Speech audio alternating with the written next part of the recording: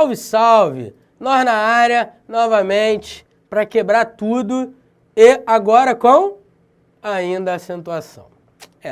Fazer o quê? É para chorar, mas não chore, ria e aceite de bom grado todas essas informações sobre a acentuação gráfica. Porque se cair uma delas na prova, você, tapa na gorduchinha, corre pro abraço. Se não, vai chorar. E o cara do teu lado vai estar como? Massacrando a prova, porque ele estudou que nem um tarado. E você também tem que estudar que nem um tarado. Vamos combinar? Eu aqui, dando meu sangue e você daí dando o seu sangue. Vamos que vamos? Partir para dentro? Ainda em acentuação? Então vem comigo que a hora é agora. Vai, olha na telinha. Acentos diferenciais.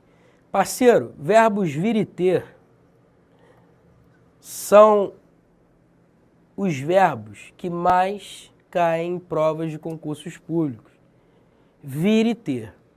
E normalmente o cara trabalha os verbos vir e ter em questões de concordância.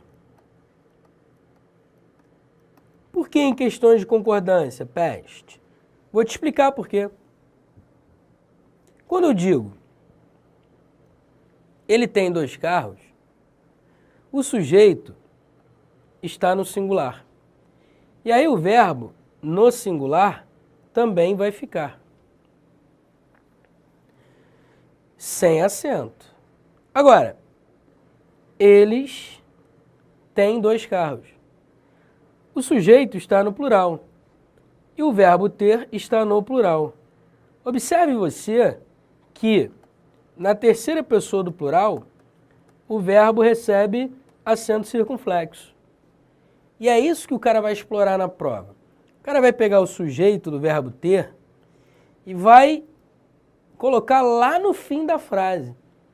E aí você vai ter que saber que aquele termo que está lá no fim da frase é sujeito do verbo ter. E aí você vai ter que descobrir se o verbo ter vai concordar com esse sujeito no singular ou no plural. Dependendo disso, vai ter ou não acento circunflexo. Portanto, meu camarada, o que os gramáticos dizem é o seguinte: quando os verbos vir quando os verbos vir e ter estiverem no singular, não há acento. Por exemplo, ele vem do Rio de Janeiro. Não tem acento. Mas eles vêm do Rio de Janeiro. Tem acento. Portanto, na terceira pessoa do plural, os verbos vir e ter recebem acento circunflexo. Tá claro isso? Vir e ter, terceira pessoa do plural, acento circunflexo na criança e não se esqueça disso, por favor. Mas por que é colocado o acento? É um acento diferencial, é para diferenciar do singular para o plural. Beleza? Show de bola. Continuando. Ele mantém a palavra. Eles mantêm a palavra. Em ele mantém a palavra, observe que o verbo manter é derivado do verbo ter. Se é derivado do verbo ter, segue a mesma regra do verbo ter. Pestana, mas aqui tem acento agudo. Tem acento agudo porque a oxítona terminada em EM é acentuada. Agora, note que na terceira pessoa do plural, do verbo manter, o que ocorre é o quê? Acento circunflexo. Então, na terceira pessoa do plural, dos verbos derivados de vir e ter, também o acento circunflexo está presente. Quer ver? Última frase. Ele intervém em todas as aulas. Verbo intervém é uma forma conjugada do verbo intervir, que é derivado do verbo vir. Então a conjugação é igual. Eu venho, tu vens, ele vem. Ele intervém. Beleza? Agora, na terceira pessoa do plural, o que acontece? Na terceira pessoa do plural, dos verbos vir e ter e seus derivados, coloca-se o acento circunflexo para diferenciar do singular que nesse caso aqui é acentuado por ser uma oxítona. Beleza? Show de bola? Então, olha para mim rapidinho. Eu fiz um vídeo no YouTube, logo no início, aqui trabalhando no Vou Passar, que se chama Drops EVP, professor Fernando Pestana. É um que eu tô com uma camisa de uma avezinha aqui com um bico amarelo, uma parada assim. O fato é, nessa aula que você vai encontrar no YouTube, com mais de 9 mil e poucos acessos, 130 e poucos likes, né, aquelas curtidas e tal, a galera se amarrou, porque eu falei uma parada que cai muito em prova. O verbo vir e o verbo ter, na terceira pessoa do plural, recebem acento circunflexo.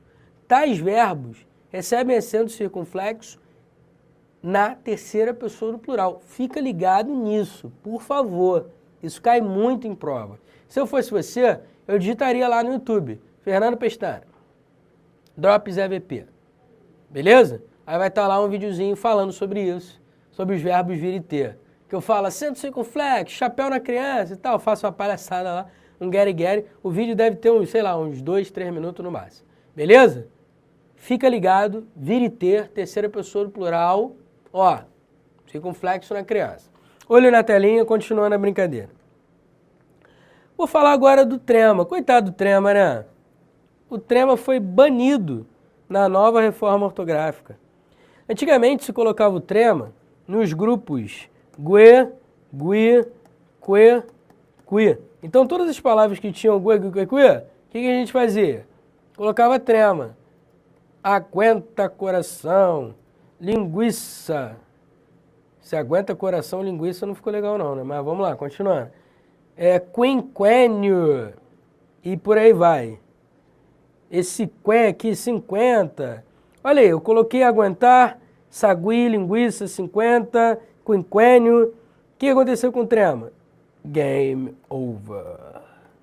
Não há mais trema na língua portuguesa. Não há mesmo, Pestana? Cara, nas palavras portuguesas, realmente o trema foi pro beleléu. Beleza? Só que em palavras estrangeiras, em palavras derivadas de palavras estrangeiras, como por exemplo, Mülleriano, o que acontece com o trema? Ele se mantém? Sim. Em palavras estrangeiras ou derivadas de estrangeiras, o trema continua redondinho, em cima do U, feliz da vida. Fora isso, trema foi pro beleléu. Continuando. Hífen e prefixos. Eu vou ensinar sobre hífen e prefixos de acordo com a nova reforma ortográfica. Por quê? Porque as questões sobre hífen e prefixos não caem em provas de concursos públicos, de prestígio. É algo mega, mega, mega, ultra, power raro. Beleza? E aí, quando cai uma questão sobre isso, ou quando caiu uma questão sobre isso, entre 2009, 2008, 2009, até agora, foi trabalhando em cima da nova ortografia. Eu encontrei acho que umas 2 questões só. Uma delas é da FCC, se eu não estou enganado. O fato é, eu vou ensinar hífen e prefixos de acordo com a nova reforma ortográfica para você ficar ciente. Vamos lá. Quando o prefixo é terminado em vogal e bate de frente com a mesma vogal, o que os gramáticos dizem? Que o hífen é obrigatório. Então, por exemplo, contra-ataque. Eu tenho um prefixo terminado em A, eu tenho uma palavra que começa em A. E aí o que os gramáticos dizem? De acordo com a nova ortografia, quando um prefixo termina em vogal e a palavra começa com a mesma vogal, o que eu faço? Coloco um hífenzinho para separar a criança. Micro-ondas, com hífen. Por quê? Porque eu tenho O que bate de frente com outro O, então eu tenho que separá-los do nascimento por hífen. Beleza? Show de bola. Diante de H. A gramática diz, a nova ortografia diz, melhor dizendo, que diante de H você sempre vai colocar hífen. Sempre. Então, pré-história, diante de H, hífen. Anti-higiênico, diante de H, hífen. A gramática, ou melhor, a nova ortografia diz que diante de H, você sempre vai colocar hífen. Beleza? Sem pestanejar. Tá claro isso? Beleza? Então, show de bola. Pestana tem exceção? Parceiro, sempre tem exceção. Sempre. Pô, mas quais seriam as exceções? Eu vou falar das exceções com palavras diante de H, sem hífen, daqui a pouco. Segura a tua onda, respira fundo, vamos que vamos. Agora, e se o prefixo terminar em vogal, como por exemplo anti, contra, ultra, mini, e a palavra começar com R ou S? A nova ortografia diz que o R vai ser duplicado e que o S vai ser duplicado. É por isso que antirracismo se escreve feiamente assim, com 2 R's. E contra-regra? Com 2 R's. Contra-regra com 2 R's é feiaço, né, cara? Caraca, e mega raro? Ficaria assim, ó. Esta questão é mega rara. Olha que coisa linda. Ô, delícia. Olha que coisa horrorosa, cara. Na moral, mega rara com 2 R. Parece mega rare, né, parceiro? Mas rare ainda é com H. Mas não, mega rara com 2 R's. Irmão, prefixo seguido de R, o R duplica. Ponto final. Não tem hífen. Junta tudo e coloca RR ou SS. Ultrassom, 2 S. Mini saia, 2 S. Beleza? É isso aí. É a nova ortografia. Agora, e se o prefixo terminar em consoante? Bom, diante da mesma consoante, por exemplo, inter termina em R. Regional começa com R. Se eu tenho a mesma consoante batendo de frente, o que eu faço? Coloco o hífen na criança. Subbibliotecário. Se eu tenho consoante batendo de frente com a mesma consoante, o que eu faço? Hífen na criança. Beleza? Ô troço chato, peste. Na moral, esse troço aí não é de Deus, não. Parceiro, mas não é mesmo. Isso aqui não é coisa de Deus, não. Isso aqui é um negócio chato. Mas você tem que saber porque a banca tem parte lá com capiroto. E aí, parceiro, você não sabe as regras, aí a banca vai te dar uma pernada. Vamos lá. Se o prefixo terminar em consoante e a palavra seguinte se iniciar por H, o que você faz?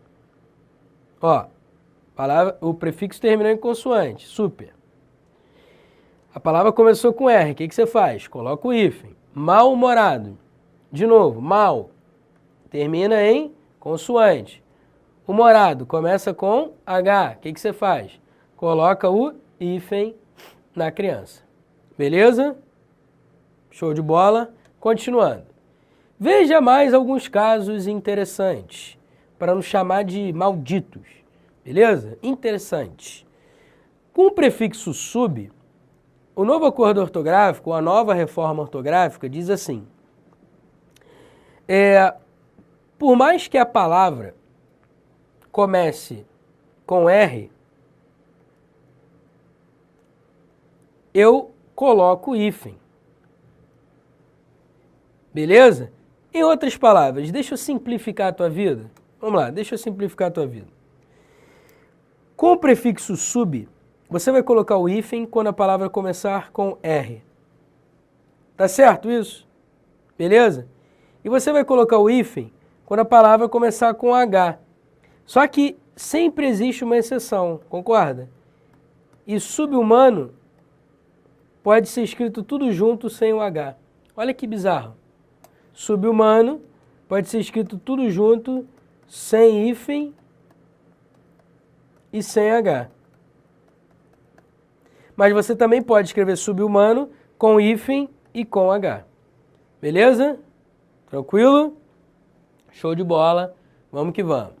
Com o prefixo co, você junta tudo e não coloca hífen. E se a palavra começar com H, pestana, eu tenho que colocar hífen, não tem? Não. Com o co, eu tenho uma exceção. Qual é a exceção?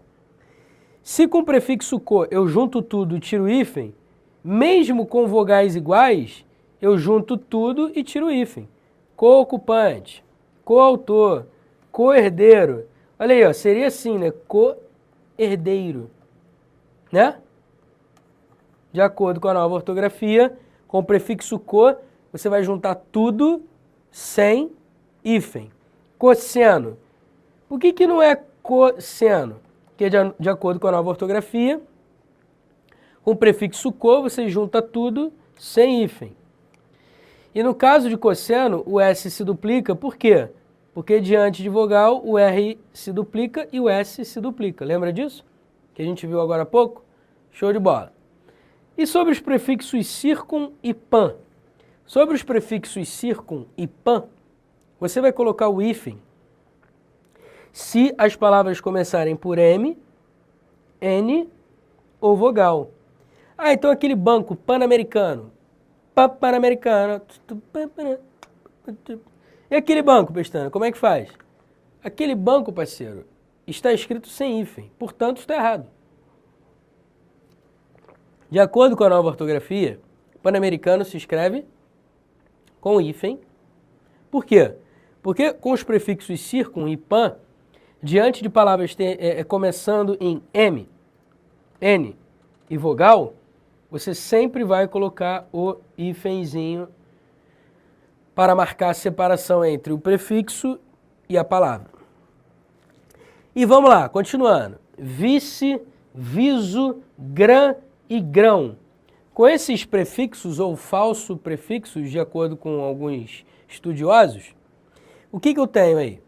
Eles dizem o seguinte, ou melhor, a nova ortografia diz o seguinte: todos esses prefixos ou falsos prefixos se iniciam e são separados por hífen. Portanto, vice-rei, hífen. Vice-almirante, hífen. Viso-reinado, hífen. Grã-duquesa, hífen. Grão-mestre, hífen. Resumindo, vice, viso, grã, grão, sempre vai colocar um hífen, independentemente de qualquer palavra que venha depois. Tá certo? Ah, mas vice-rei, não poderia ser assim não, Pestana? Vice-rei, tudo junto, o R duplicado? Não. De acordo com a nova ortografia, você coloca o hífen para separar vice, viso, grã, grão de qualquer palavra que comece com qualquer letra depois. É regra, né? Por isso que eu falei, mais alguns casos interessantes. De interessante não tem nada, o negócio é maledeto mesmo. Chegou a hora de fazermos uma questãozinha sobre acentuação gráfica. E aí, dessa vez eu trabalhei com a banca 6 Gran Rio, BNDES, nível superior, 2013. Observe, o grupo em que ambas as palavras devem ser acentuadas, de acordo com as regras de acentuação vigentes na língua portuguesa, olha para mim, rapidinho. Se é uma questão de 2013 e o cara fala regras ortográficas vigentes, o que ele está querendo dizer com isso? Que são regras ortográficas que estão valendo em 2013. Aí você se pergunta, pô, Pestana, mas tanto a velha ortografia quanto a nova ortografia estão valendo em 2013. Na verdade, estão valendo até 31 de dezembro de 2015. É só a partir da meia-noite, quando estourarem os fogos,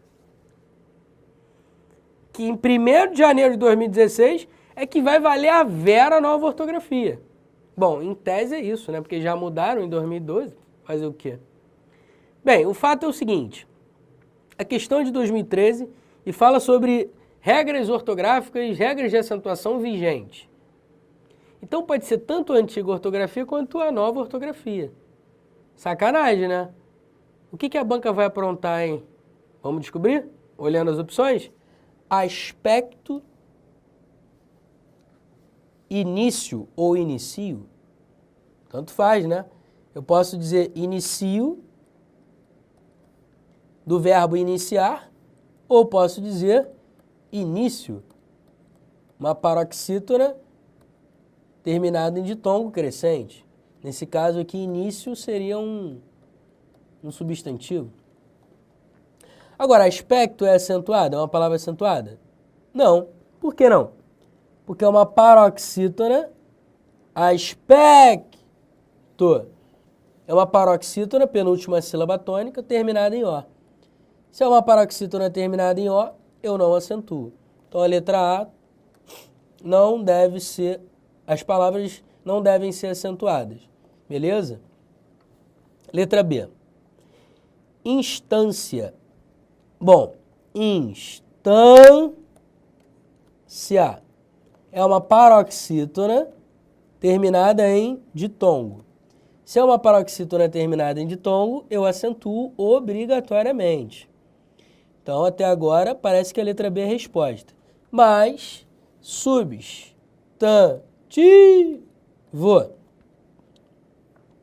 É uma paroxítona terminada em O. Só que as paroxítonas terminadas em O não são acentuadas. Então, a letra B foi para as cucuias. Letra C. Inocente. Inocente. É uma paroxítona terminada em E. Se é uma paroxítona terminada em E, eu não acentuo. Porque não se acentuam as paroxítonas terminadas em A, E, O, EM e seus plurais. E AM quando for verbo. Lembra disso? Recapitule as regras de acentuação, hein? Eu sei que é um bagulho chato, que, meu Deus do céu, a gente poderia passar muito bem sem isso, mas cai em prova a gente precisa saber. Pois bem, como inocente não tem acento, a gente já sabe que a letra C não é o gabarito. Mas mesmo assim, vamos ver a palavra maiúscula? Vamos lá. Maiúscula.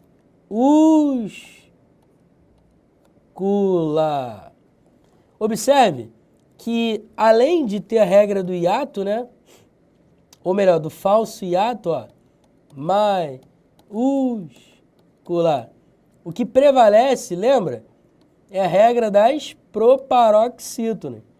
Se a palavra é proparoxítona, eu acentuo sem pena. Então, de acordo com a regra das proparoxítonas, que prevalece sobre as outras, eu acentuo sem pena. Letra D. Consciente, ritmo. Consciente. Paroxítona terminada em E. É que nem inocente. Paroxítona terminada em E, eu não acentuo. Ritmo. Paroxítona terminada em O. As paroxítonas terminadas em A, E, O, EM, seus plurais, e AM, quando for verbo, não são acentuadas. Então, ritmo não recebe acento algum. Portanto, o gabarito é a letra E. Vamos entender por quê. Frequência. É uma paroxítona, penúltima sílaba tônica, terminada em ditongo. As paroxítonas terminadas em ditongo são obrigatoriamente acentuadas. Áreas.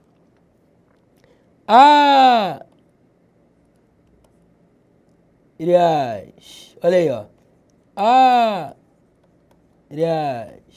É uma paroxítona terminada em ditongo crescente.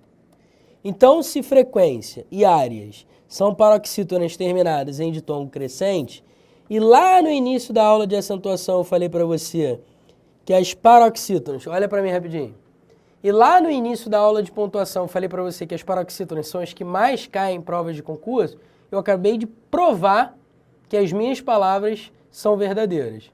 Portanto, meu nobre, decore as regras de acentuação, não tenha medo delas e chega lá na prova e, ó, tapa na gorduchinha, manda ver. Não quero ver você com medinho de acentuação. Até porque o cara que está preparado, o cara que consegue, por exemplo, analisar sintaticamente um período composto, pô, a acentuação para ele está no sangue, pô. Ele não vai errar uma questão de acentuação. Concorda comigo? Se o cara sabe uma parada muito complexa, ele não vai errar a acentuação. E você também não pode errar. Beleza? Paramos por aqui, acentuação. Na aula que vem, eu começo semântica. É um assunto diferente, mas é um assunto que ainda faz parte da gramática, que cai em prova e a gente precisa saber. Beleza? Tamo junto, daqui a pouco eu te volto. Glu, glu, yeah.